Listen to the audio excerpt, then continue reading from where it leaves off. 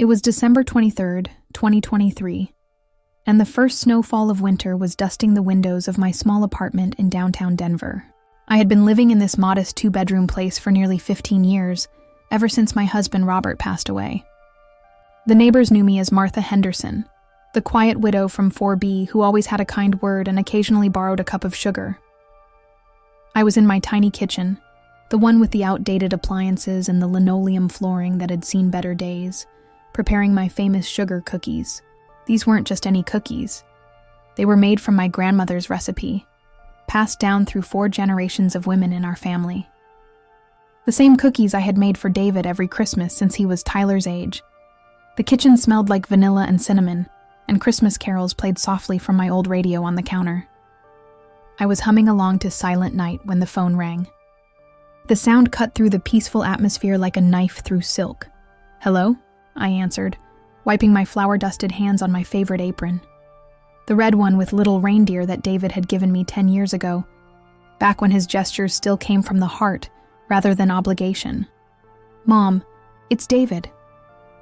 His voice sounded different, strained, like he was reading from a script he'd rehearsed but didn't quite believe in. "Hi, sweetheart. I was just thinking about you. I'm making the sugar cookies right now. Tyler loves them so much, and I thought maybe this year I could teach him the recipe. Wouldn't that be wonderful? 4 generations of, 'Mom, stop.'" The sharpness in his voice made me freeze, my wooden spoon suspended mid-stir in the cookie dough. "That's actually why I'm calling." Something cold settled in my stomach, heavier than the Colorado winter outside. "What's wrong, David?" There was a pause. In the background, I could hear Sarah's voice, though I couldn't make out the words. She seemed to be coaching him, prompting him. My son, a 42-year-old man, was being coached on how to talk to his own mother. This year we've decided to do something different for Christmas. "Different how?" I asked, though deep down I already knew. A mother's intuition is rarely wrong, especially when it comes to impending heartbreak. "Sarah's parents are flying in from Boston. You know how they are. Very traditional, very formal. They're used to a certain type of Christmas celebration, and well, what, David?" My voice was steadier than I felt. "We think it would be better if this year we kept it to immediate family only. You know, just Sarah's parents, us, and Tyler. Something more intimate." The word intimate hit me like a physical blow. Intimate. As if his own mother wasn't intimate family. As if the woman who had raised him alone after his father walked out when David was just 12 years old was somehow an outsider to intimacy. I looked around my small kitchen, at the 3 dozen cookies cooling on the counter, at the carefully wrapped presents I'd been hiding in my closet for weeks, at the new red dress hanging on my bedroom door, the one I'd bought specifically for Christmas dinner at their house. "I see," I managed to say, though my voice sounded foreign to my own ears. "Mom, you understand, right? It's not personal. It's just that Sarah's parents have very specific expectations, and we want everything to be perfect, not personal. How could the exclusion of a mother from her son's Christmas not be personal?" "Of course, David. I understand perfectly." The words came out of my mouth, but I felt disconnected from them, like I was watching someone else have this conversation. "Really? I was worried you might be upset." Upset. Such a small word for such a massive betrayal. "Not at all, sweetheart. You have a wonderful time with Sarah's family." "Thanks, Mom. I knew you'd understand. Maybe we can get together the day after Christmas or something." "Maybe," I said, though we both knew it wouldn't happen. There would be some excuse. Sarah's parents extending their stay, Tyler being tired, work obligations. There was always an excuse. "Okay, well, I should go. Sarah's calling me. Merry Christmas, Mom." "Merry Christmas, David." I hung up the phone and stood in my kitchen, surrounded by the warm smells of Christmas baking, and felt something inside me break apart and rearrange itself into something entirely new. For the first time in 15 years, I allowed myself to think about the secret I'd been keeping. The secret that would change everything. After David's call, I sat at my small kitchen table and stared out the window at the snow. My neighbors were probably looking at me the same way they had for years. Poor Martha, the widow who lived on Social Security and occasional help from her son. the woman who shopped with coupons, wore the same coat for 3 winters in a row, and drove a 15-year-old Honda Civic with a dent in the passenger door. But what they didn't know, what nobody knew, was that every morning at 6 a.m., I checked my investment portfolio on my laptop, the same portfolio that had grown from $8.2 million to nearly $18 million over the past 15 years. Husband Robert had been more than just the loving man who brought me coffee in bed every morning and held my hand during scary movies. He had been a financial genius who saw opportunities where others saw risks. In the early 2000s, when everyone was skeptical about something called Amazon, and this new company called Apple was just starting to recover from near bankruptcy, Robert quietly invested our savings. Martha, he had told me just months before his heart attack. I've made some investments. Big ones. If something happens to me, everything is set up with Leonard Davidson. He's my financial advisor. Don't let anyone know how much there is until you're sure about their motives. At the time, I thought he was being paranoid, but after he died, and I saw how people's attitudes toward me shifted based on what they thought I was worth, I began to understand his wisdom. Leonard Davidson became more than just my financial advisor. He became my co-conspirator in the most elaborate social experiment I'd ever conducted. For 15 years, I had been studying human nature by living as 2 different people. Poor Martha, the struggling widow, and the real Martha Henderson, the millionaire philanthropist who donated anonymously to charities and had investments in 3 different states. Every month, Leonard and I would meet at an upscale coffee shop downtown, not the little diner near my apartment where my neighbors might see us, but a place in Cherry Creek where business people gathered. We'd review my portfolio, discuss new opportunities, and plan my next property acquisitions. Mrs. Henderson, Leonard had said just 3 weeks ago during our November meeting, that Lake Tahoe property you've been watching just came on the market. The sellers are motivated. They'll take $3.2 million, which is $800,000 below asking price. What's the monthly maintenance cost? I had asked, sipping my $6 latte while mentally calculating how it would fit into my budget. About $8,000 a month, including property taxes, utilities, and groundskeeping. The property management company handles everything. Make the offer, cash. Leonard had smiled. After 15 years of working together, he was used to my decisiveness when it came to major purchases. You know, Mrs. Henderson, you could buy a dozen properties like this and still have money left over. Why do you continue living in that apartment? Why, indeed, because I needed to know who loved Martha the person, not Martha the fortune. Because I wanted to see people's true colors. Because somewhere deep down, I suspected that my own family might not pass the test.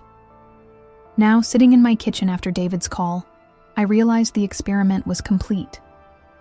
The results were in, and they were devastating. Chapter 3.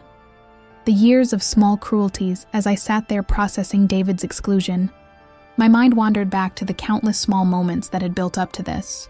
It hadn't happened overnight. Sarah's campaign to marginalize me had been subtle, methodical, and brutally effective. I remembered Tyler's 6th birthday party 2 years ago. I had arrived with a carefully wrapped present, a wooden puzzle I'd found at a local craft fair, made by an elderly artisan. Tyler had torn into the wrapping paper with the enthusiasm only children possess, his eyes lighting up when he saw the intricate design. Look, Mommy, Grandma got me a puzzle with horses, but Sarah had barely glanced at it before setting it aside. How thoughtful, Martha. We'll find a place for it somewhere. Later, I overheard her on the phone with her friend Jennifer. David's mom brought Tyler another one of those homemade things. I don't know where she finds this stuff.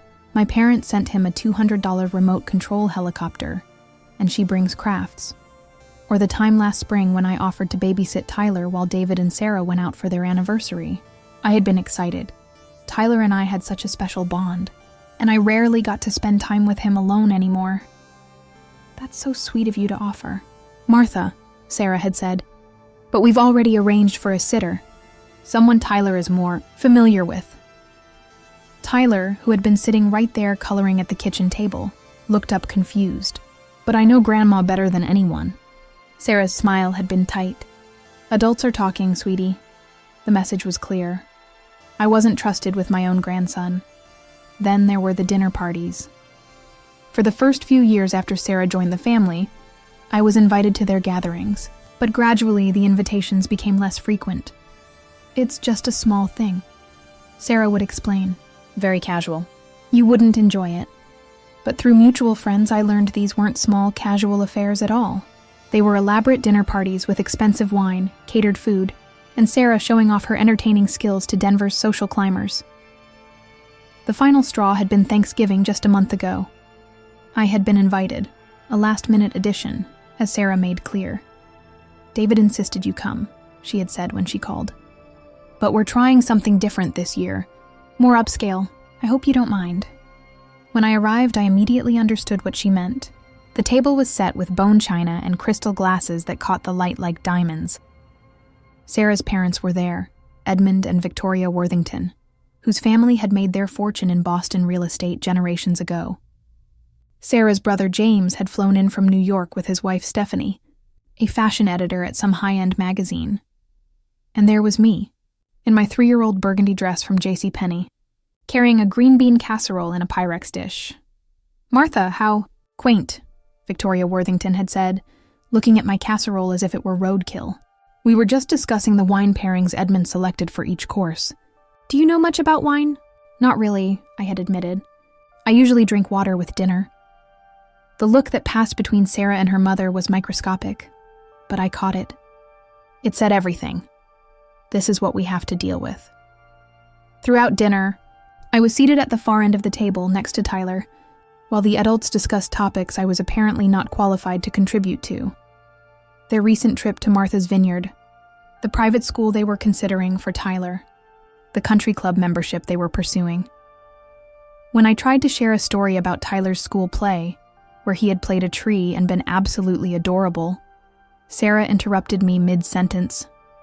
"Mom Martha, Tyler, why don't you go wash your hands? Dessert will be ready soon." I wasn't Mom Martha anymore. I was just Mom Martha, a qualifier to distinguish me from the real mother figure in Tyler's life. That night, driving home to my small apartment, I had made a decision. It was time for the social experiment to end. It was time for my family to meet the real Martha Henderson. But first, I needed to know just how far their rejection would go. Chapter 4. The confrontation, the morning after David's call. I decided to do something I hadn't done in months. Visit their house unannounced. I needed to look them in the eye and hear their justifications directly. I needed to understand the depths of their cruelty before I decided how to respond. David and Sarah lived in a beautiful colonial-style house in Cherry Hills Village, one of Denver's most prestigious neighborhoods. It was the kind of house that whispered money without shouting it. Perfectly manicured lawn, elegant landscaping, a circular driveway with Sarah's BMW and David's Mercedes parked side by side. I had helped them buy that house 5 years ago when David lost his job in the tech downturn. Not directly, of course. That would have blown my cover. Instead, I had Leonard set up a private loan through a shell company, with terms so favorable they thought they'd won the lottery. They never questioned where the miracle funding came from. They were too grateful to look the gift horse in the mouth. I rang the doorbell at 10 a.m. on Christmas Eve morning. Through the frosted glass panels, I could see someone approaching, Sarah, based on the silhouette. She opened the door wearing yoga pants and a cashmere sweater that probably cost more than my monthly grocery budget. Her expression shifted from confusion to mild annoyance when she saw me standing there. "Martha, what a surprise. We weren't expecting you." She didn't invite me in immediately, instead standing in the doorway as if I were a salesperson who had interrupted her morning routine. "Hello, Sarah. I thought I'd stop by to see Tyler and maybe talk about the Christmas plans David mentioned." "Oh." She glanced back into the house, and I could hear voices. Her parents were already there. "Well, we're actually in the middle of preparations. It's a very busy day. I won't stay long," I said, taking a step forward. Reluctantly, she moved aside to let me enter. The house was decorated like something from a magazine. A 12-foot Christmas tree dominated the living room, covered in expensive ornaments and perfectly coordinated ribbon. The mantelpiece was draped with elegant garland and filled with family photos. Photos that, I noticed, had fewer and fewer images of me as the years progressed. Grandma. Tyler's voice echoed from upstairs, followed by the thunder of small feet running down the staircase. He launched himself into my arms with the enthusiasm of childhood, and for a moment, my heart felt light again. This boy, at least, still loved me unconditionally. Tyler, careful, Sarah said sharply. Grandma might not be ready for such excitement. I'm always ready for Tyler hugs, I said, squeezing my grandson tight. Tyler, why don't you go play in your room for a bit? Grandma and I need to talk. The boy's face fell, but he obeyed, trudging back upstairs with obvious reluctance. David appeared from the kitchen, looking uncomfortable. Behind him, I could see Sarah's parents, Edmund with his silver hair and expensive suit even on a Sunday morning, Victoria with her perfect posture and judgmental eyes. Mom, what brings you by? David asked, though his tone suggested my presence was an inconvenience rather than a pleasure. I wanted to understand exactly why I'm not welcome at my son's Christmas dinner, I said, deciding to be direct. The silence that followed was heavy with discomfort. It's not that you're not welcome, Sarah began, but I held up my hand. Please don't insult my intelligence with diplomatic language. You excluded me. I want to know why. Edmund Worthington stepped forward, his voice carrying the authority of old money and older prejudices. Mrs. Henderson, perhaps I can explain. Sarah has told us about your circumstances. We understand you've had financial difficulties since your husband's passing. These situations can be challenging for everyone involved. Financial difficulties. I almost laughed. What kind of difficulties? I asked. Victoria joined her husband, her voice dripping with condescension. Well, dear, it's no secret that you live in subsidized housing and rely on David for assistance. Sarah mentioned you use government assistance for groceries. We certainly don't judge. Poverty can happen to anyone. But our Christmas celebration has certain expectations. Subsidized housing? Government assistance? I looked at David and Sarah, waiting for them to correct these outrageous lies. Instead, they looked at the floor. You told your parents I'm on welfare? I asked Sarah directly. She had the decency to blush. I may have simplified your situation. Simplified how? Well, you live in a small apartment. You use coupons when you shop. David helps you with bills sometimes. So, you assumed I was poor and told everyone I was on government assistance? It's not exactly wrong, Sarah said defensively. I mean, look at your car, your clothes. You asked David for help with your rent last year. I had asked David for help with rent, a test to see if he would offer assistance to his supposedly struggling mother. He had written me a check for $800 with such reluctance you'd think I was asking for his kidney. And based on these assumptions, I said slowly, you decided I wasn't suitable company for your parents. It's not about being suitable, Edmund said, though his tone suggested otherwise. It's about maintaining certain standards for formal occasions. What standards would those be? Victoria stepped forward, her voice taking on the patronizing tone of someone explaining something to a child. Dear, we have specific traditions. Fine china, imported wines, courses prepared by professional caterers. The conversation tends to focus on business, investments, travel to places that might not be familiar to you. You mean places poor people can't afford. That's not what I said. But it's what you meant. Sarah moved closer, her voice becoming more aggressive. Martha, why are you making this so difficult? We're trying to be considerate of your feelings. We thought you'd be more comfortable having a quiet Christmas at home rather than feeling out of place at a formal dinner. Out of place? Yes. Wouldn't you prefer to watch some Christmas movies? Maybe order Chinese takeout? Something relaxed and stress-free? There it was. The image they had of me. A pathetic old woman who should be grateful for Chinese takeout and television reruns while they enjoyed imported caviar and champagne. David finally spoke up, his voice weak and apologetic. Mom, it's just this once. Next year we can do something more inclusive. Inclusive, as if including his own mother in Christmas dinner was a special accommodation. I see, I said, standing up from the expensive sofa I had helped them afford. I think I understand the situation perfectly now. Do you? Sarah asked hopefully. I knew you'd be reasonable about this. Oh, I'm being very reasonable. More reasonable than you can possibly imagine. I walked toward the door, then turned back. Tell me something, Sarah. What exactly do you think happens to people like me after their husbands die?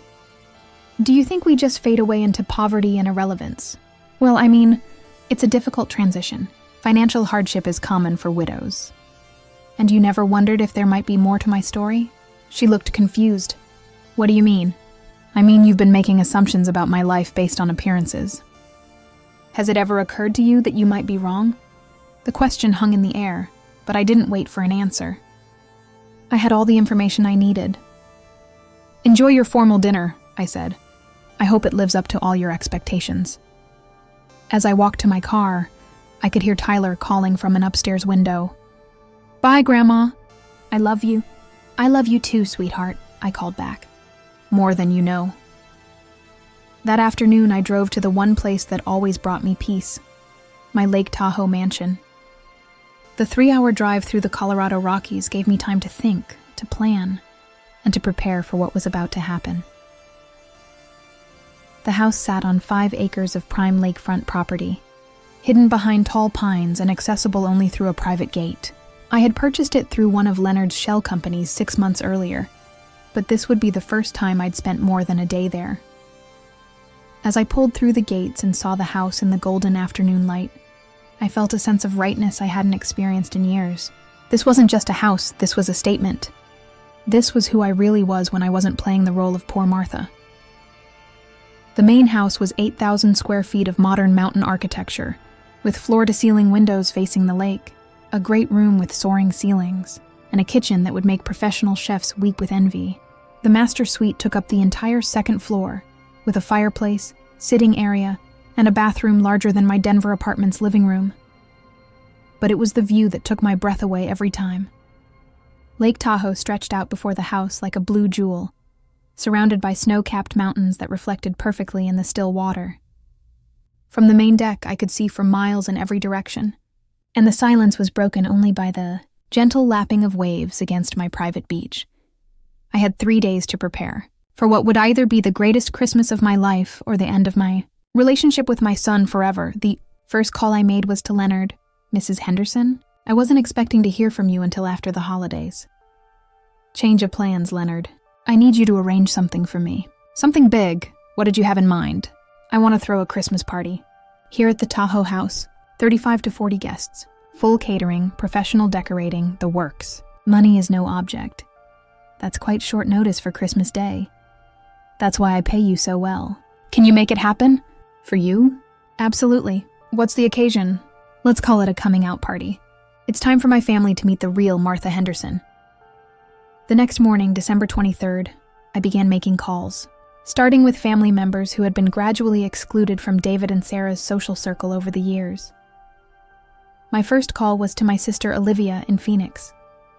We had been close our entire lives until Sarah started making it clear that Olivia wasn't welcome at family gatherings. Martha, this is unexpected. How are you, honey? I'm wonderful, Olivia. Better than I've been in years. What are your plans for Christmas? Oh, quiet day at home. Maybe call David and Sarah, though I'm not sure they'll have time to talk. I could hear the hurt in her voice. Sarah had been systematically cutting Olivia out of family events, claiming she was too dramatic and brought down the mood. What if I told you I had other plans? Something special? What kind of special? How would you like to spend Christmas at my new house in Lake Tahoe? There was silence on the other end of the line. Martha, did you say Lake Tahoe? As in California Lake Tahoe? The very one. I just bought a place there. It's quite nice. Bought a place? Martha, are you feeling all right? You can't afford a house in Lake Tahoe. Pack your bags, Olivia. Bring something elegant to wear. I'll send you the address. Martha, I'm concerned about you. This doesn't sound like just trust me. And Olivia? Don't mention this to David or Sarah just yet. I want it to be a surprise. My next call was to my cousin Maurice, a mechanic who had been like a brother to me since childhood. Sarah had made it clear he wasn't sophisticated enough for their social circle, particularly after she made several comments about his working-class background. Martha. Good to hear from you. Merry Christmas, cousin. Merry Christmas, Maurice. Are you and Linda and the kids free on Christmas Day? Well, David called yesterday and canceled the usual family dinner, so we're just planning to stay home. Why? So David had been calling family members to cancel invitations in my name. Interesting. How would you like to spend Christmas somewhere really special? All 4 of you? Define special. Lake Tahoe, in my new house. Maurice laughed. Your new house? Martha, what are you talking about? I'm talking about a Christmas celebration like our family has never had before. Professional catering, open bar, live music, the works. Martha, are you having some kind of breakdown? You can't afford, Maurice, do you trust me? Of course I do. Then pack your bags. Bring the family. Bring your nicest clothes. I'll text you the address. This is crazy. Sometimes crazy is exactly what's needed. I continued down my list. Uncle Frank, who had been excluded because he told off-color jokes that made Sarah uncomfortable. My neighbor, Mrs. Rodriguez, who had been uninvited to Tyler's birthday party because Sarah thought having the help at family events was inappropriate. My college roommate, Janet, who Sarah found too liberal for mixed company. Each call followed the same pattern: confusion, disbelief, and eventual agreement to trust me one more time. By evening, I had 38 confirmed guests, 38 people who had been marginalized, excluded, or dismissed by David and Sarah over the years. 38 people who were about to discover that the woman they thought they knew had been hiding the biggest secret of her life. Chapter 7. The Transformation Christmas Eve Morning. I watched from my deck as trucks began arriving at the house. Leonard had outdone himself. This was going to be even more spectacular than I had imagined. The catering truck from Emerald Bay's most exclusive restaurant arrived first, followed by a van filled with professional decorators. Then came the florists, the wine delivery, the rental company with additional tables and chairs, and finally, the small army of servers who would make tomorrow's event flawless. Mrs. Henderson, a well-dressed woman in her 40s, approached me as I supervised the setup. I'm Caroline West from Magnificent Events. Leonard Davidson sent us. I wanted to review the final details with you. Of course. What do you need to know? We have seating for 40 on the main deck, with heaters positioned throughout to keep everyone comfortable despite the December weather. The bar will feature top-shelf liquors, imported wines, and champagne. The menu includes appetizers, a 7-course dinner, and desserts that would make the French jealous. She showed me photos on her tablet. We're setting up a live jazz trio in the great room, and we have a photographer to document the event, as you requested. Perfect. And the decorating? Winter Wonderland theme with elegant touches. We're stringing lights throughout the pine trees, setting up ice sculptures on the deck, and creating centerpieces that will photograph beautifully. I smiled. It sounds perfect. If you don't mind my asking, Mrs. Henderson, this is quite an elaborate event on short notice. Is this a special anniversary or celebration? You could say that. It's a celebration of truth. By evening, my Lake Tahoe house had been transformed into something that belonged in a fairy tale. Thousands of white lights twinkled in the trees, reflecting off the lake's surface like stars. The deck had been converted into an elegant dining area that could have hosted royalty. Ice sculptures stood sentinel at the entrance, and the house itself glowed with warm light that made it look like a beacon of hospitality and joy.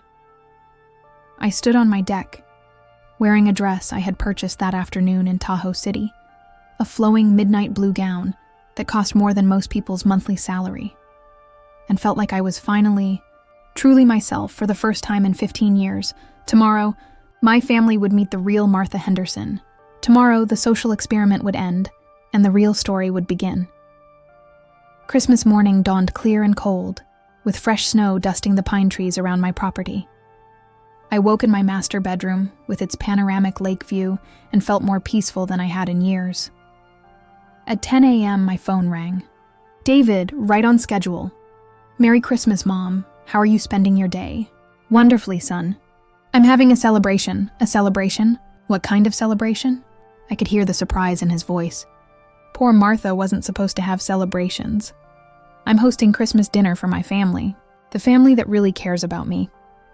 Your family? Mom, are you at Olivia's house? Something like that. Olivia will be here, along with 37 other people who love me. 37 people? Mom, where are you? I'm at my house, David. My real house.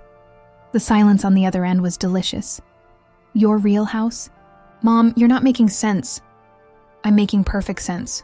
For the first time in 15 years, I'm making perfect sense. Mom, are you feeling all right? Maybe I should come check on you. Oh, David, you're going to want to check on me, all right? But not for the reasons you think. I hung up and turned off my phone. Let him wonder. The first guests arrived at noon, Olivia and her husband Jim, driving up from Phoenix. I watched from my living room window as their car pulled through the gates and stopped in front of the house. Olivia got out slowly, staring at the mansion with her mouth open. I met them at the front door, wearing my midnight blue gown and my grandmother's pearl necklace, the one I'd kept in a safety deposit box for years because it was worth more than most people's cars. Martha? Olivia's voice was barely a whisper. What is this place? Welcome to my home, sister. Jim, who had known me for 30 years, looked like he'd seen a ghost. Martha, I don't understand. How is this possible? Come in. Let me show you around, and I'll explain everything. I led them through the house. The great room with its soaring ceilings and massive stone fireplace. The gourmet kitchen where caterers were preparing a feast fit for kings. The library with its first edition books and comfortable reading chairs.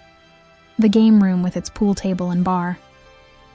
Martha, Olivia said as we stood on the deck overlooking the lake, you have to tell me what's going on. This house must be worth millions. 3.2 million to be exact. How? I took her hands in mine. Olivia, for 15 years I've been living a lie. Not because I wanted to deceive anyone, but because I needed to know who would love me for myself, not for my money. What money? Robert left me very well provided for. Much better than anyone knew. I've been wealthy this entire time. She sat down heavily in one of the deck chairs. Wealthy how? $18 million wealthy. Jim choked on the champagne one of the servers had just handed him. 18 million? Give or take a few $100,000, depending on how the market performed this week. More cars were arriving. Maurice and his family, Uncle Frank, Mrs. Rodriguez, old friends and distant relatives who had been slowly pushed out of David and Sarah's increasingly exclusive social circle. Each arrival followed the same pattern. Shock, disbelief, and gradual understanding that this was real. The poor Martha they had known was a character I had been playing, and the real Martha Henderson was someone they were meeting for the first time. By 3 p.m., my deck was filled with 38 people having the time of their lives. The jazz trio played softly in the background while guests mingled, drank champagne that cost more per bottle than most people spent on groceries in a month, and feasted on food that would have made French chefs weep with envy. Aunt Martha, Maurice's oldest son, said to me as we watched the sunset paint the lake in shades of gold and pink, "This is like something from a movie. Why didn't you ever tell us about this?" Because I needed to know who my real family was, sweetheart. And now I do. At 6 p.m., as dinner was being served on the deck under the stars, I made a decision that would change everything. I pulled out my phone and began posting photos to Facebook, Instagram, and sending them via text to my contact list. The first photo was a panoramic shot of my house, all lit up against the lake with the caption, "Celebrating Christmas at home with the people who really matter." Blessed beyond measure, the response was immediate. Comments began pouring in from people who couldn't believe what they were seeing. Martha, is this really your house? Where is this beautiful place? How is this possible? I posted a second photo. A shot of all 38 guests raising their champagne glasses in a toast, with the caption, "Surrounded by love and gratitude." This is what real family looks like. Then came the photo that would break the internet. Me, in my midnight blue gown and pearls, standing on my deck with the mansion behind me and the lake stretching to the horizon. The caption read, "At 69, I've learned that it's never too late to surround yourself with people who love you for who you are." My house, my family, my joy. Within an hour, the photo had dozens of likes and comments. Family members I hadn't heard from in years were reaching out, asking where this magical place was and how they could visit. But more importantly, I could see that David and Sarah were online. They had both liked the photo, probably out of shock more than approval, and I could only imagine the conversations happening in their Cherry Hills village house right now. At 8 p.m., my phone started ringing. David's number appeared on the screen, but I let it go to voicemail. He called back immediately. Again, I let it ring. On the third call, I answered. "Mom, where are you?" His voice was frantic, almost panicked. "We saw your photos on Facebook." "That house, is that really where you are?" "I'm exactly where I said I would be, David. At my house, celebrating Christmas with my family." "Your house?" "Mom, that's not your apartment. Where did you get access to a place like that?" I could hear Sarah in the background, her voice sharp and demanding. She was clearly upset. "I didn't get access to it, son. I own it." The silence that followed was so complete I wondered if the call had dropped. "You own it." His voice was barely a whisper.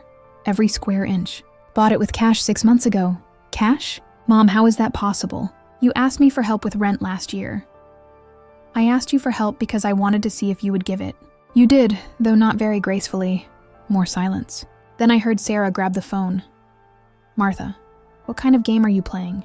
This is ridiculous. You can't afford a mansion in Lake Tahoe." "Sarah, dear, I can afford a dozen mansions in Lake Tahoe. This one just happens to be my favorite." "That's impossible. You live on Social Security. You use coupons. You drive that old Honda." "I live modestly by choice. I use coupons because I find them amusing, and I drive that Honda because it's reliable and doesn't attract attention." I could hear frantic whispering between David and Sarah. "Martha."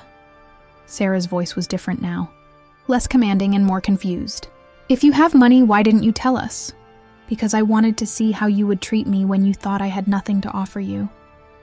The results have been very educational. David took the phone back. "Mom, we're coming up there. Don't go anywhere." "I'm not going anywhere, David. This is my home. But you should know that I have guests. 38 people who actually enjoy my company. We'll be there in 3 hours. Drive carefully. The mountain roads can be dangerous at night." I hung up and turned to my guests, who had been politely pretending not to listen to my conversation. "Well, everyone," I announced with a smile, "it appears we're going to have some unexpected visitors." Maurice raised his champagne glass. "This should be interesting." "Interesting doesn't begin to cover it," I replied. David and Sarah arrived at 11:30 p.m., their headlights cutting through the darkness as they pulled through my gates. I watched from my living room window as they sat in their car for several minutes, staring at the house. Even in the darkness, the mansion was impressive. Lights glowing in every window, the deck still decorated with the remnants of our celebration, luxury cars in the circular driveway from guests who had stayed late. When they finally got out of the car, I could see they were dressed hastily, David in jeans and a sweater, Sarah in yoga pants and a coat thrown over what looked like pajamas. They had left their Christmas dinner with her, parents to drive 3 hours through the mountains, because they couldn't believe what they had seen in my photos. Opened the door before they could ring the bell. David. Sarah. What? A surprise. They stood there looking at me, still in my midnight blue gown, still wearing my pearls, standing in the doorway of what was obviously a multi-million-dollar home. And I could see their world view crashing down around them. "Mom," David's voice was hoarse. "What is this place?" "This is my home. Would you like to come in?" They followed me inside, their eyes taking in every detail. The soaring ceilings, the original artwork, the furniture that cost more than most people's annual salary, the view of Lake Tahoe stretching into the darkness beyond the floor-to-ceiling windows. "Sit down," I said, gesturing to the seating area near the fireplace. "We need to talk." They sat on my Italian leather sofa like children called to the principal's office. "I don't understand," Sarah said, her voice small and confused. "How is this possible? Which part don't you understand, Sarah? The fact that I'm wealthy? Or the fact that I kept it secret? All of it. You live in that tiny apartment. You asked David for money. You shop with coupons. I live in that apartment because it serves my purposes. I asked David for money to test his generosity. And I shop with coupons because I find the whole process fascinating. The psychology of consumerism. The way people judge others based on their shopping habits." David leaned forward. "Mom, how long have you had this kind of money?"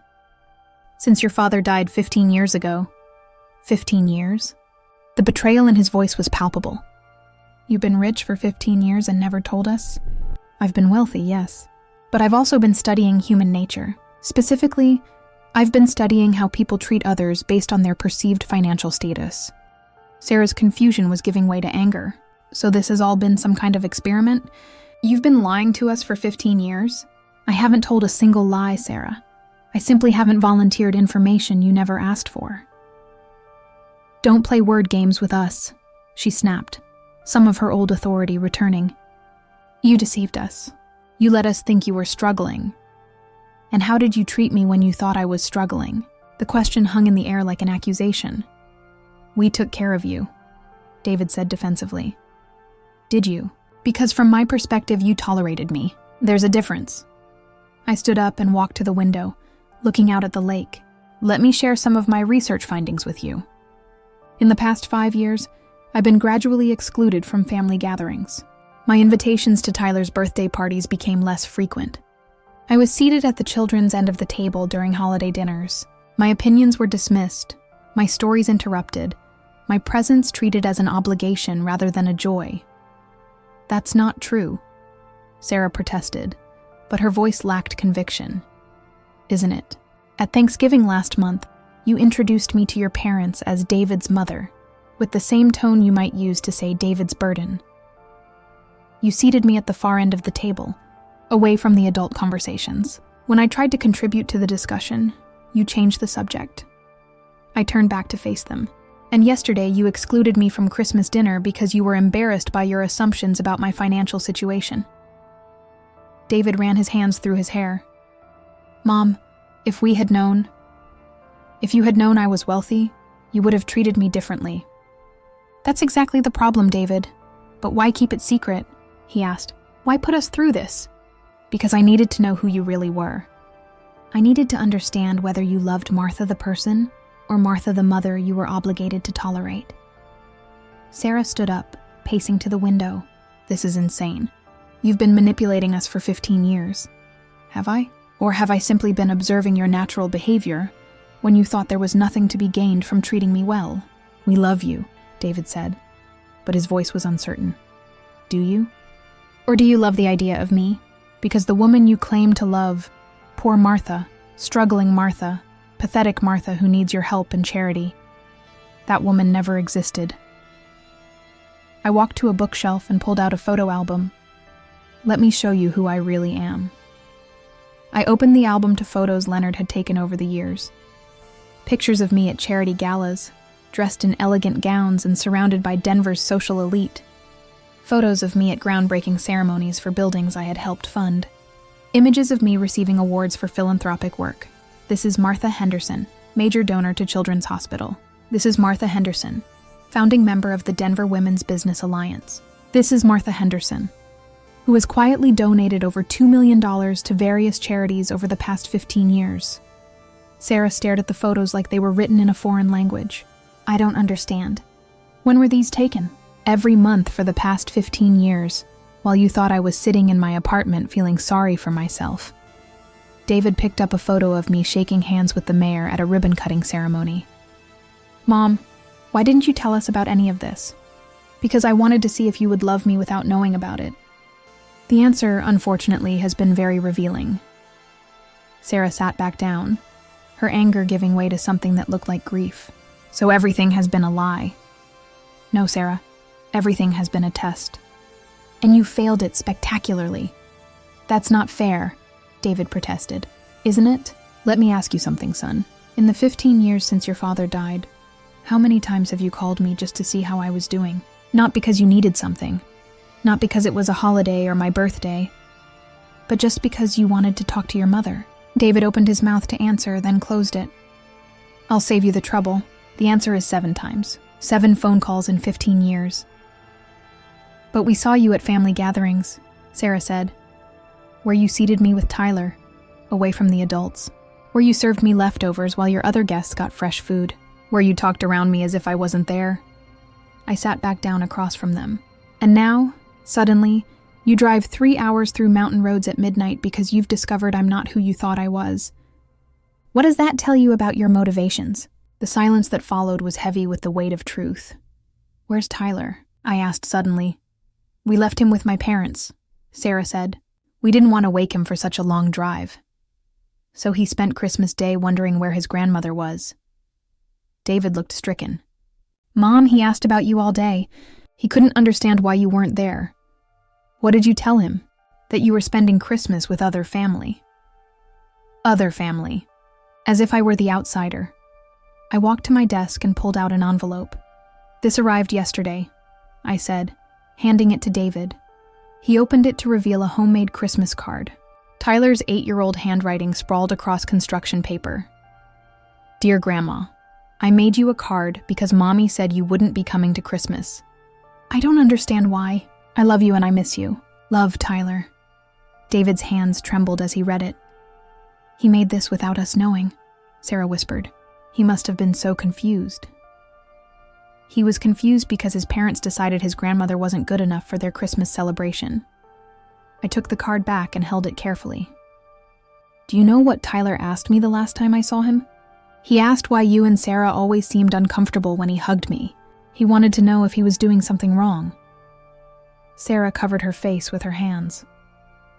An 8-year-old child could see what you couldn't, that you were pushing me away. But he blamed himself, wondered if his love for his grandmother was somehow inappropriate. We never meant for him to feel that way, David said. But he did, because children see everything, even when adults think they're being subtle. I stood up and walked to another photo album, this one filled with pictures of Tyler and me over the years. Birthday parties, bedtime stories, trips to the zoo, afternoons in the park. This is what you've been destroying with your behavior. Not just my feelings, but Tyler's relationship with the grandmother who adores him. David looked through the photos, his eyes filling with tears. Mom, we can fix this, can you? Because tomorrow, Tyler is going to ask why his grandmother has a mansion he's never seen. He's going to wonder why the adults in his life have been lying to him about who I am. He's going to question everything he's been told about family, about honesty, about love. Sarah looked up from her hands. What do you want from us, Martha? I want you to understand that respect isn't something you give to people because they have money. I want you to realize that love isn't conditional on someone's perceived usefulness to you. And I want you to explain to Tyler why his parents have been teaching him that it's acceptable to treat family members as second-class citizens. We never meant to teach him that, David protested. But you did. Every time you excluded me, every time you dismissed my opinions, every time you treated me like an obligation rather than a person you were glad to see. Tyler was watching and learning. I closed the photo album and set it aside. The question now is what you're going to do with this information. Sarah stood up and walked to the window, looking out at the lake. Her reflection in the glass looked small and defeated. I don't know how to process this, she said quietly. Everything I thought I knew about our family dynamic was wrong. Was it wrong, Sarah? Or were you making assumptions based on limited information, and choosing to act on those assumptions in ways that hurt people? She turned back to face me. Both, I think. For the first time since I'd known her, Sarah looked genuinely vulnerable. Martha, I need you to understand something. I grew up in a family where financial status mattered, where people were judged by their achievements, their connections, their ability to contribute to social standing. And you applied that worldview to me? Yes. And I was wrong. David joined her at the window. Mom, I don't know how to apologize for this. I don't even know where to start. Start with honesty. Start with acknowledging what really happened here. He nodded slowly. We treated you badly. We made assumptions about your life, your capabilities, your worth as a person. We excluded you from family events because we were embarrassed by what we thought your circumstances were. Continue. We taught Tyler, through our actions, that love is conditional, that family members can be discarded when they become inconvenient or embarrassing. Sarah wiped her eyes. And we never bothered to actually know you. We never asked about your life, your interests, your experiences. We saw you as David's elderly mother, not as Martha Henderson, the individual. That's exactly right. I walked to my fireplace and picked up a small framed photo. Robert and me on our wedding day. Young and hopeful and completely in love. Your father was a remarkable man. He taught me that people's true character emerges not when they think they have something to gain, but when they think they have nothing to lose. David sat back down, looking exhausted. So this whole thing, living in the small apartment, using coupons, asking for help with bills, it was all a character study. It was survival. David. After Robert died, I had to figure out how to live in the world as a widow. I could have announced my wealth, bought a mansion immediately, started living the lifestyle my bank account could support. But I wanted to understand how people would treat Martha Henderson, the person, not Martha Henderson, the inheritance. And we failed the test. Spectacularly. Sarah sat down next to David. What happens now? I looked at both of them, my son, who I had raised alone after his father abandoned us, and his wife, who had somehow convinced herself that treating family members poorly was acceptable if they didn't meet certain social standards. Now you have to decide who you want to be going forward. Do you want to be people who love conditionally, who judge based on appearances, who teach children that family members are disposable, or do you want to be better than that? We want to be better, David said immediately. Wanting isn't enough. You have to do the work. I walked to my desk and pulled out a legal document. This is my will, I said, setting it on the coffee table between us. As it currently stands, Tyler inherits half of everything when he turns 25. The other half goes to various charities. They both stared at the document. You're not in it, I continued. Either of you. Sarah's face went white. You're cutting us out because of this? I'm leaving my money to people who will use it wisely and kindly. Tyler has the potential to be a remarkable human being, but only if he's raised with the right values. David looks stricken. Mom, we can change. We can do better, can you? Because change isn't just about saying sorry. It's about fundamentally altering how you see and treat other people. I sat back down across from them. Here's what I propose. You have 1 year to show me that you understand what went wrong here. 1 year to demonstrate that you can treat people with dignity and respect, regardless of their perceived social status. 1 year to prove to Tyler that family members are treasures, not burdens. What does that look like? Sarah asked. It looks like genuine curiosity about other people's lives. It looks like including rather than excluding. It looks like teaching Tyler that a person's worth has nothing to do with their bank account. I leaned forward, and it looks like acknowledging that for 15 years, you had the opportunity to know an interesting, accomplished, generous woman, and you chose instead to see only what you assumed was there. David wiped his eyes. What if we can't change? What if we try but we're not successful? Then Tyler will grow up with a trust fund that will allow him to be generous and kind to others, and you'll have learned an expensive lesson about the cost of treating people poorly. Sarah looked around the room, at the artwork, the expensive furniture, the view of Lake Tahoe that probably cost more per month in property taxes than most people earned. Martha, can I ask you something? Of course. Are you happy, living this double life, having these secrets, watching people fail tests they don't even know they're taking? It was a fair question, and I considered it carefully before answering. I've been lonely, Sarah, lonelier than you can imagine. Do you know what it's like to have interesting experiences, to meet fascinating people, to contribute to important causes, and not be able to share any of it with your family because you're afraid of how they'll react? She shook her head. I've attended charity galas alone, accepted awards alone, celebrated investment successes alone, all because I was afraid that if you knew who I really was, you'd love me for the wrong reasons. I paused. But loneliness is better than being loved for what you have, rather than who you are. David stood up and walked to me. Mom, I'm sorry. I'm so sorry. He knelt down beside my chair. I failed you as a son. I let my wife's prejudices become my own. I taught my son that his grandmother wasn't important enough to include in our lives. I looked into his eyes, the same eyes I had looked into when he was 8 years old and promised me he would always love me. No matter what.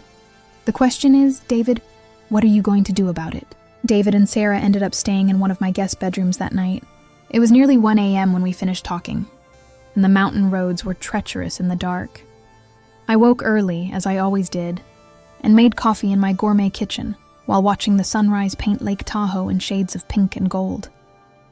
This was my favorite time of day, quiet, peaceful, full of possibility. I found David on my deck, wrapped in a blanket, staring out at the lake. Couldn't sleep? I asked, handing him a mug of coffee. Too much to process, he admitted. Mom, this place is incredible.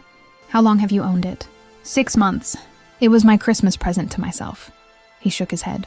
I can't believe you've been living this whole other life and we never knew. You never asked. In 15 years, neither you nor Sarah ever asked me about my interests, my friendships, my activities. You assumed that when you weren't seeing me, I was sitting in my apartment watching television and waiting for the phone to ring. We sat in comfortable silence for a few minutes, watching the lake change colors as the sun rose higher. Tyler would love this place, David said finally. I'd like him to see it, but only if it comes with honest conversations about why he's never been here before. Sarah appeared in the doorway, looking tired and uncertain. Good morning. Morning, I replied. Coffee's in the kitchen. She returned a few minutes later with her own mug and sat down cautiously, as if she wasn't sure she was welcome. Martha, I've been thinking all night about what you said, about respect and assumptions and the way we've treated you. And I realize I never actually got to know you. In 5 years of marriage to David, I never once asked you about your life before he was born, about your marriage to Robert, about your dreams or interests or experiences. She paused, looking out at the lake. I treated you like a stock character in my life story. David's mother, rather than as a complete person with your own identity. That's exactly right. I was raised to believe that social connections and financial status were the most important things in life. My parents measured success by net worth and social standing. I applied those standards to everyone, including you. David reached over and took his wife's hand. We both did, Sarah continued, but sitting here, in this beautiful place that you created, seeing the photos of your philanthropic work, understanding the depth of what we missed, I realize how shallow and cruel that worldview is. I sipped my coffee, letting her words settle. The thing is, Martha, even if you hadn't had money, even if you really were struggling financially, that wouldn't have made you less worthy of respect and inclusion. No, it wouldn't have. I'm ashamed of how I've behaved, but more than that, I'm sad about what I've missed. You're clearly an interesting, accomplished person, and I never gave myself the chance to know that person. For the first time in 5 years, Sarah's words felt genuine rather than calculated. What do you want to know? I asked. She looked surprised by the question. Everything. I want to know about your marriage to Robert, about your life before David was born, about your business investments, about your charity work. I want to understand who you really are.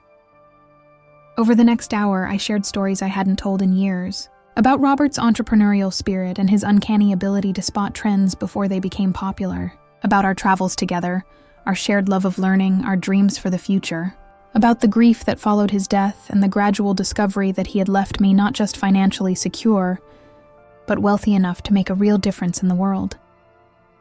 I told them about my charity work, the children's hospital wing I had helped fund, the scholarships I provided for underprivileged students, the women's shelter that existed because of my anonymous donations. You donated the money for the new children's wing at Presbyterian, David asked, incredulous. $2.3 million over 5 years. But there's a plaque there honoring anonymous donor. That was you? That was me. Sarah was quiet for a long moment. Martha, you've been making a real difference in people's lives, and we never knew. We were so focused on what we thought you lacked that we never saw what you were actually contributing to the world. That's the thing about assumptions, Sarah. They blind you to reality. David set down his coffee mug. Mom, I need to ask you something, and I want you to be completely honest. Okay. Is there any chance you can forgive us? Is there any way we can earn back your trust and affection? I looked at my son, my only child, the boy I had raised alone, the man I had never stopped loving even when he broke my heart, and felt something shift inside me. David, I never stopped loving you. Even when you disappointed me, even when you excluded me, even when you treated me as if I were a burden rather than a blessing. You're my son, and that love is unconditional. Relief flooded his face. But, I continued, love and trust are different things. Trust has to be rebuilt through consistent actions over time. We understand, Sarah said. We're willing to do the work, starting with Tyler. What do you mean? He's going to have questions when he learns about this house, about my real financial situation, about why his parents never told him his grandmother was wealthy and accomplished. David nodded grimly. He's going to want to know why we excluded you from Christmas. And what are you going to tell him? They looked at each other, having one of those wordless conversations that married couples develop over time. The truth, Sarah said finally, that we made terrible assumptions about you based on appearances. That we treated you poorly because of our own shallow values. That we failed as family members and as examples for him. That's a lot for an 8-year-old to process. But he deserves honesty, David said, and he deserves to know who his grandmother really is. I stood up and walked to the deck railing. There's something else you need to know. They waited. I've been documenting everything. Every exclusion, every slight, every moment when you chose to treat me as less than family. I have journals, photos, even some recorded conversations. Sarah went pale. You recorded us? Colorado is a one-party consent state. I recorded conversations when I felt they might become important later.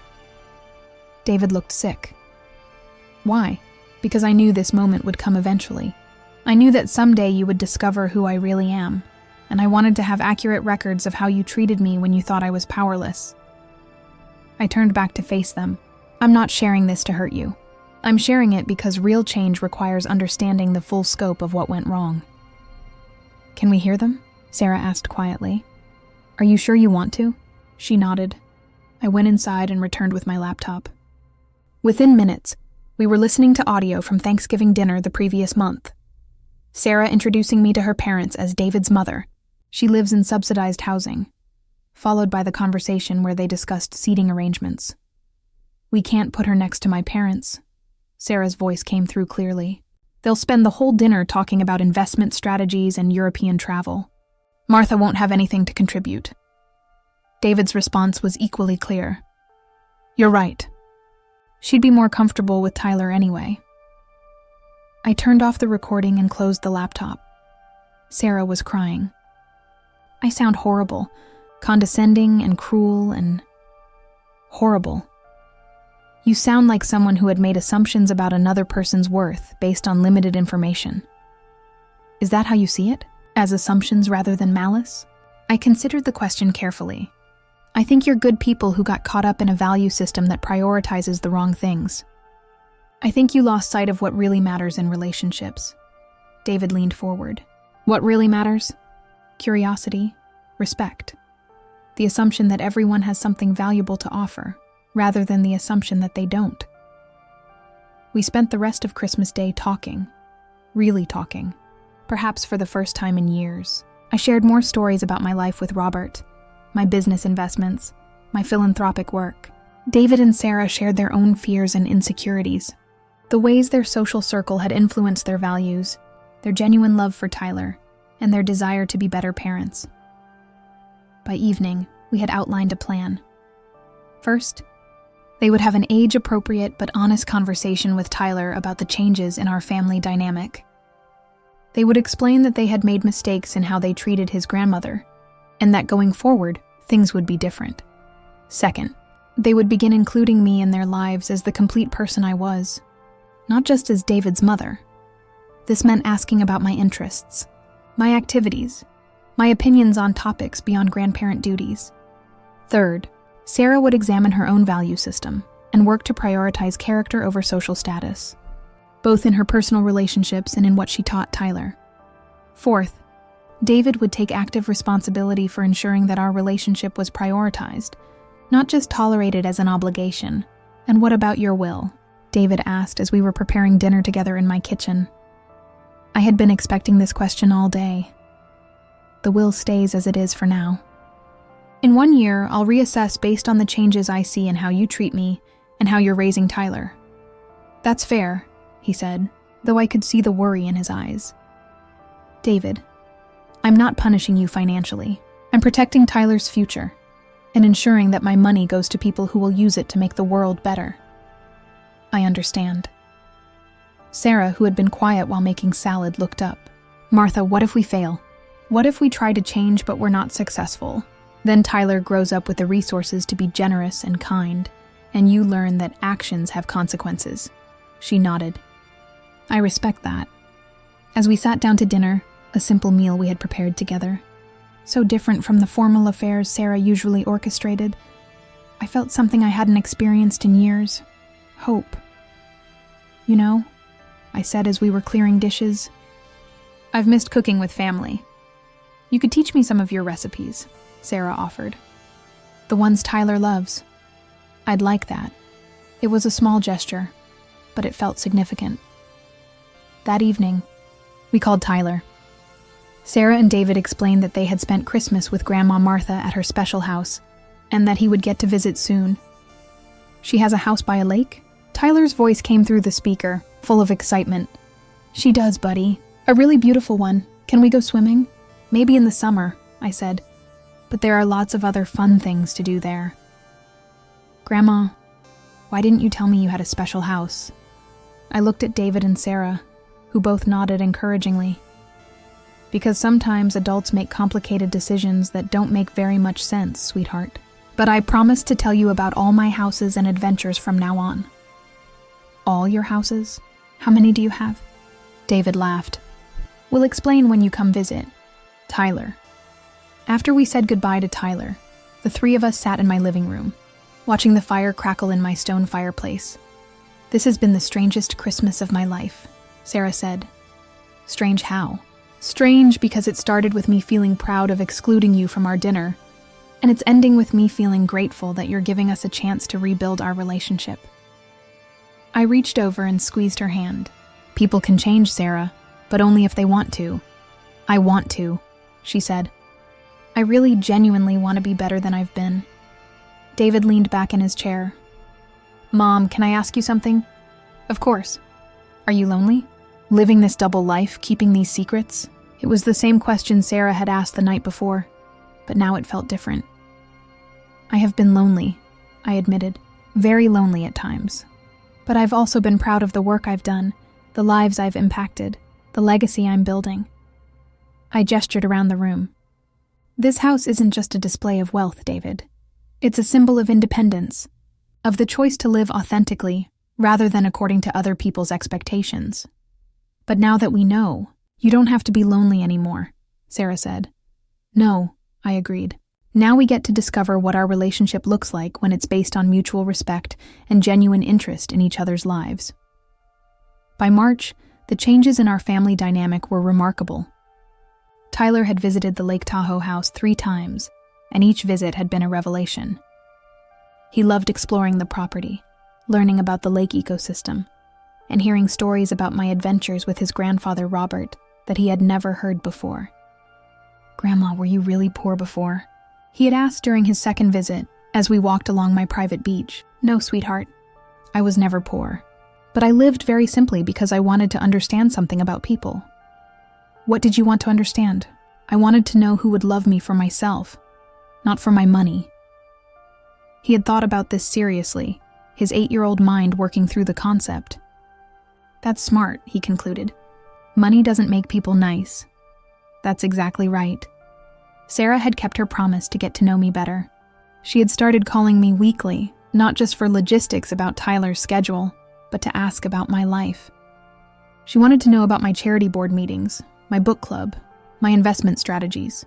For the first time in 5 years, our conversations felt like genuine exchanges between 2 adults who were interested in each other's perspectives. More importantly, she had begun examining her own value system. She had resigned from 2 social organizations that she realized were more about exclusivity than community building, and she had started volunteering at the children's hospital where I had funded the new wing. "I never realized how much good you were doing," she had told me after her first volunteer shift. "The nurses all know about your donations, even though they're anonymous. They call you the angel donor." David had also made significant changes. He had started a tradition of Sunday dinners where we would cook together and talk about our weeks. He asked about my business meetings, my philanthropic activities, and my social life. He seemed genuinely surprised to discover that I had friends, interests, and a full calendar of activities he had never known about. "Mom, I'm embarrassed that I never asked you these questions before," he had said during one of our dinners. "I'm glad you're asking them now." But the most significant change was in Tyler. When he learned the truth about my circumstances, He hadn't been upset or confused. He had been proud.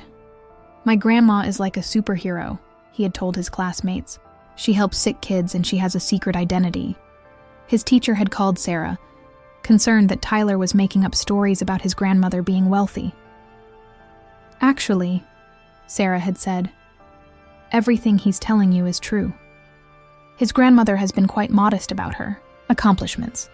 The teacher's surprise had been gratifying, in a way I hadn't expected, but Tyler's reaction had taught me something important about children's capacity for understanding complex situations. When we explained to him that his parents had made mistakes in how they treated me, he had listened seriously, and then asked, "Are you going to treat other people better now too?" "Yes," David had promised. "We are." "Good. Because everybody deserves to be treated nice." Out of the mouths of babes. In April, the first real test of our family's transformation came unexpectedly. David called me on a Tuesday evening, his voice tense with anxiety. "Mom, I need to ask you something, and I want you to know that I'll understand completely if you say no." "What is it, David?" "Sarah's lost her job. The marketing firm she worked for is downsizing, and they let go of several senior staff members." I waited for him to continue. "We're going to be okay financially. We have savings, and my salary can cover the basics, but we were counting on her income for Tyler's private school tuition next year, and for the country club membership we were considering." "I see. I'm not asking you for money. Mom, I know we don't deserve your help after how we've treated you. I just wanted you to know what was happening in our lives, because you asked me to be more open with you." This was interesting. The old David would have asked for a loan immediately, probably with Sarah coaching him on how to present the request. This David was sharing information without making demands. "Thank you for telling me," I said. "How is Sarah handling the job loss?" "She's upset, obviously, but she's also been thinking about what she really wants to do with her career. The marketing job paid well, but she didn't love it." "What would she love to do?" "She's been talking about nonprofit work, actually. She's been so inspired by her volunteer work at the Children's Hospital that she's wondering if she could make a career change." This was even more interesting. "Nonprofit work typically pays less than corporate marketing." "I know. But Sarah says she'd rather do work that matters, even if it means adjusting our lifestyle." I found myself smiling. "That's quite a change in perspective for her." "It is. She's been different since Christmas, Mom. More thoughtful about what really matters." "And what about Tyler's school?" "We'll figure something out. Maybe the public school in our district. It's supposed to be quite good." "David, can I ask you something?" "Of course." "If I offered to help with Tyler's tuition, would you accept?" There was a long pause. "Mom, I don't want you to feel obligated to help us financially just because we've been working to rebuild our relationship. That's not why I'm offering." "Then why?" "Because Tyler is my grandson, and his education matters to me. And because you just demonstrated something important." "What's that?" "You shared your problems with me without immediately asking for money. You're treating me like a family member you trust, not like a bank you can withdraw from." Another pause. "If you're sure it wouldn't compromise your other financial obligations, then yes, I would be grateful for help with Tyler's tuition." "I'm sure. In fact, I'd like to set up an education fund for Tyler that will cover everything through college." I could hear David's sharp intake of breath. "Mom, that's too much." "David, I donate more than that to charity every year. My grandson's education is at least as important as my other philanthropic causes." I don't know what to say. "Say you'll make sure Tyler understands that education is a privilege that comes with responsibilities. The responsibility to use his knowledge to help others, I promise." When I called Sarah later that week to discuss her career transition, I found her surprisingly thoughtful about the changes she wanted to make. "Martha, I've been thinking about something you said at Christmas, about how people's true character emerges when they think they have nothing to gain." "What about it?" "I realize that most of my career choices have been about what I could gain: salary, status, networking opportunities. I've never really considered what I could contribute. And now I want to do work that makes a difference, even if it means less money, less prestige, less of what I used to think mattered." This was the most authentic conversation Sarah and I had ever had. The Children's Hospital has a development position opening up, I told her. Fundraising and donor relations. The salary is about 60% of what you were making, but the work is meaningful. You think I should apply? I think you should follow your heart. But Sarah, if you take a job in nonprofit development, you need to understand that it's not just about asking people for money. It's about building genuine relationships with people who care about the cause. I'd like to learn how to do that. I could teach you. She was quiet for a moment. You would do that? Even after how I've treated you? Sarah, I've been doing development work for charities for 15 years. If you're serious about this career change, I'd be happy to share what I've learned. I'm serious. I want to do something that matters. 2 weeks later, Sarah started her new job at Children's Hospital of Denver. Her first project was working with me on a campaign to fund a new pediatric cancer research wing. Tyler's 9th birthday in June became a celebration that demonstrated how much our family had changed. Instead of the elaborate, status-focused parties Sarah used to organize, we planned something Tyler actually wanted, a camping trip to my Lake Tahoe property, with a few of his closest friends and their families. Are you sure you want 8 9-year-olds camping on your property? I asked Sarah when she proposed the idea. Tyler specifically asked for it, she said. He told me he wanted to have his birthday somewhere special with people he loves, and he wanted his friends to meet his superhero grandma. The party was magical in its simplicity. We set up tents on the lawn overlooking the lake, built a campfire on the beach, and spent the evening roasting marshmallows and telling stories under the stars. Tyler's friends were impressed by the house, but they were more excited about the lake, the hiking trails, and the fact that we saw a family of deer near the property line. Mrs. Henderson, one of Tyler's friends, said to me as we were cleaning up after dinner, "Tyler says you help sick kids. Is that true?" "I do help children's hospitals, yes." "That's really cool. My baby sister had to go to the hospital last year, and the doctors made her all better. I'm glad she's okay now. Tyler says when he grows up, he wants to help sick kids too." I looked over at Tyler, who was helping David put out the campfire, and felt my heart swell with pride. Later that evening, after the other families had gone home to their hotel rooms in town, Tyler, David, Sarah, and I sat on my deck looking at the stars. "This was the best birthday ever," Tyler announced. "Better than Chuck E. Cheese," Sarah teased, referring to parties from previous years. "Way better, because everybody I love was here, and we got to do fun stuff together." David put his arm around his son. "You know what, buddy? I think you're right." As Tyler dozed against his father's shoulder, Sarah turned to me. "Martha, I have something to tell you." "What's that?" "Today, watching you with Tyler's friends, seeing how naturally you connected with them, how much they enjoyed your stories about your charity work, I realized something." "What?" "For years I was embarrassed by what I thought you were, but today I felt proud to be connected to who you actually are." It was a simple statement, but it represented a fundamental shift in how she saw me. "I'm glad," I said, "because who I actually am includes being Tyler's grandmother and David's mother. Those aren't roles I took on reluctantly. They're some of the most important parts of my identity."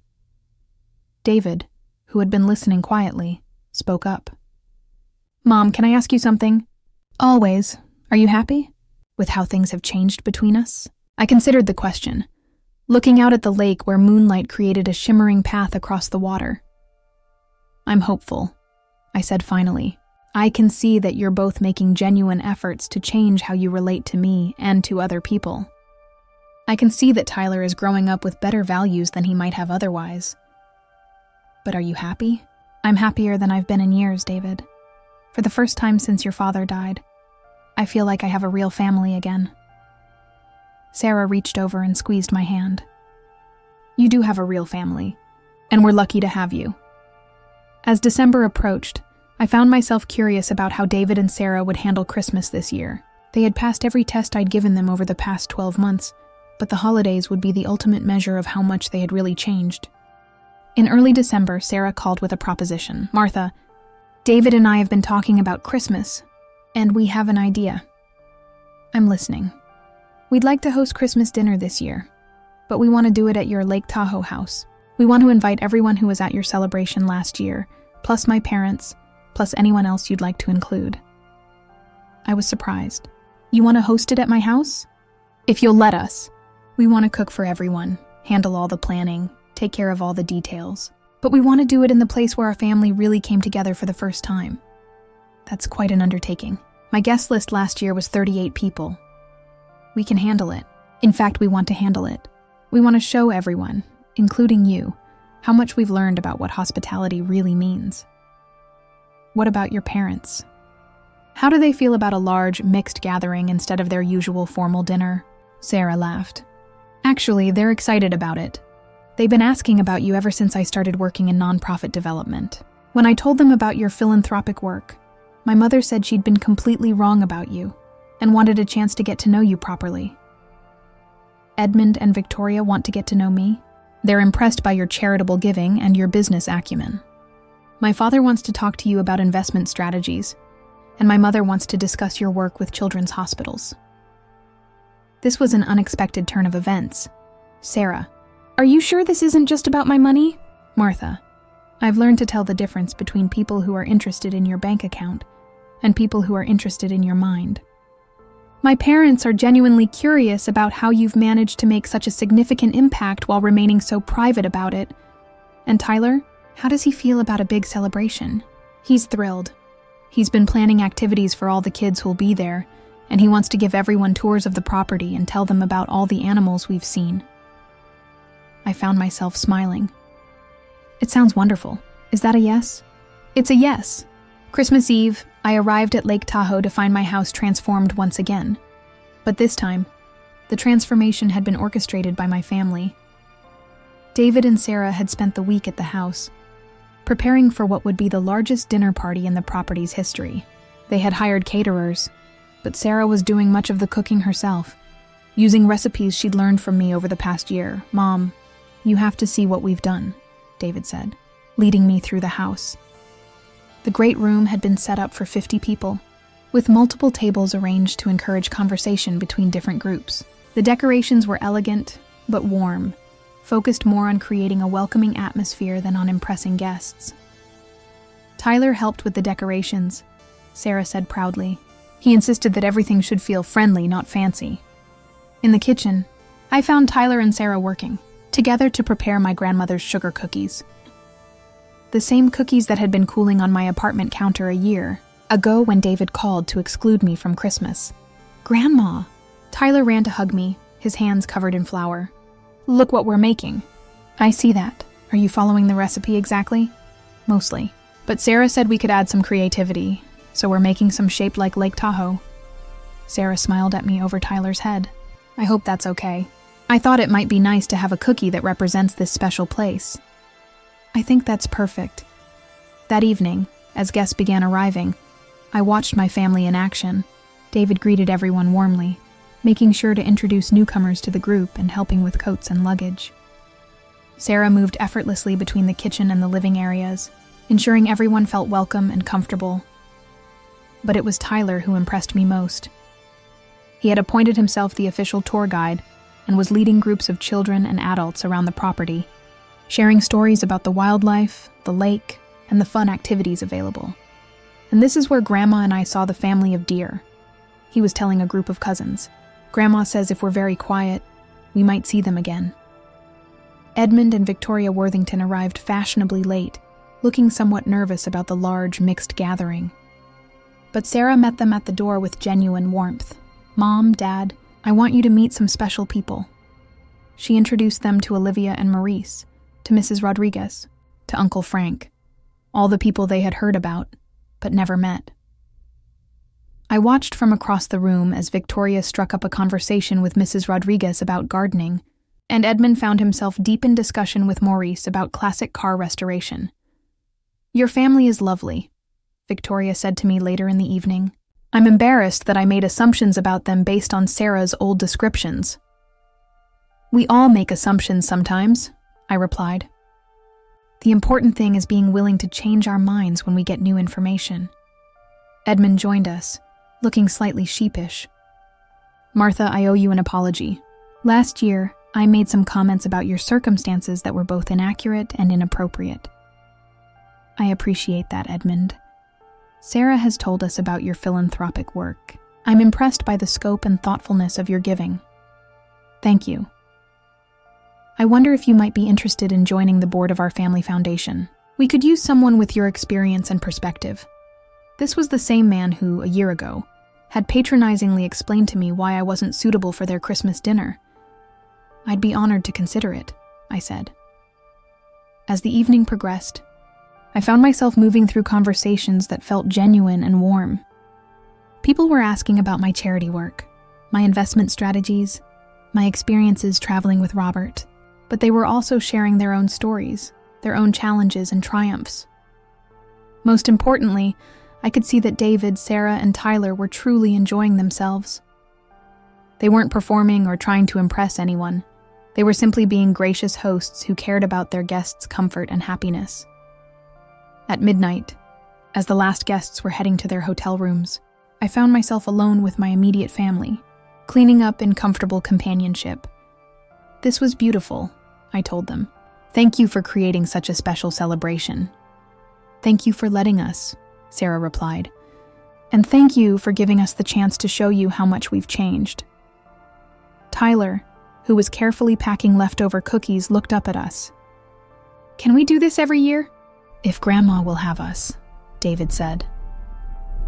I looked around the room, at the evidence of a celebration that had brought together people from all walks of life. At my family working together to take care of their guests, at my grandson carefully ensuring that everyone would have cookies to take home.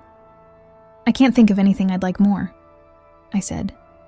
Today, as I write this account, it's been 2 years since that Christmas Eve phone call that changed everything. Tyler is now 10, tall for his age and wise beyond his years. He volunteers with me at the Children's Hospital, reading to young patients and helping organize toy drives. David has become the son I always hoped he would be, attentive, respectful, genuinely interested in my life and experiences. He calls regularly, not because he needs something, but because he wants to maintain our connection. Sarah has thrived in her nonprofit career, becoming one of the most effective fundraisers in Denver.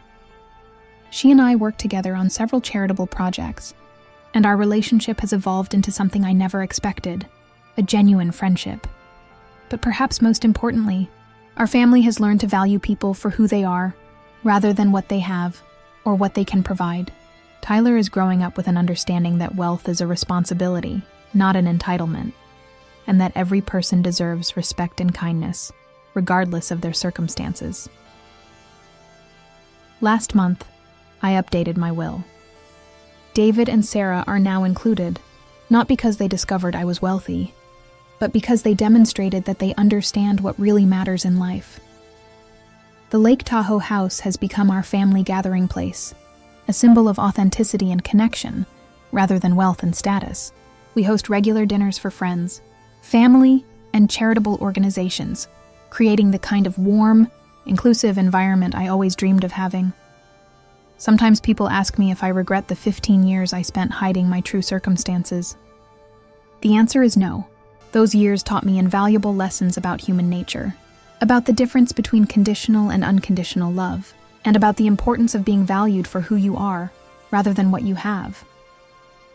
More importantly, those years gave my family the opportunity to grow and change. If I had revealed my wealth immediately after Robert's death, David and Sarah might never have examined their values or learned to treat people with respect regardless of their perceived status. The experiment in human nature that began with grief and loneliness ended with understanding and connection. I discovered that people can change, that love can be rebuilt on a foundation of respect and authenticity, and that sometimes the most valuable lessons come from the most painful experiences. Tyler asked me recently if I thought the whole experience was worth it. The years of loneliness, the humiliations, the elaborate deception. "Grandma," he said, "would you do it all again?" I considered his question carefully, looking out at Lake Tahoe, where we were skipping stones on a perfect summer afternoon. "Tyler," I said finally, "everything that happened led us to this moment, to you and me having this conversation, to our family being closer than we've ever been, to all of us understanding what really matters in life. So yes, I would do it all again. Because in the end, the greatest wealth isn't measured in dollars or property or investments. It's measured in relationships built on mutual respect, in love that's freely given and gratefully received, and in the knowledge that you are valued for exactly who you are. And by that measure, I am the richest woman in the world.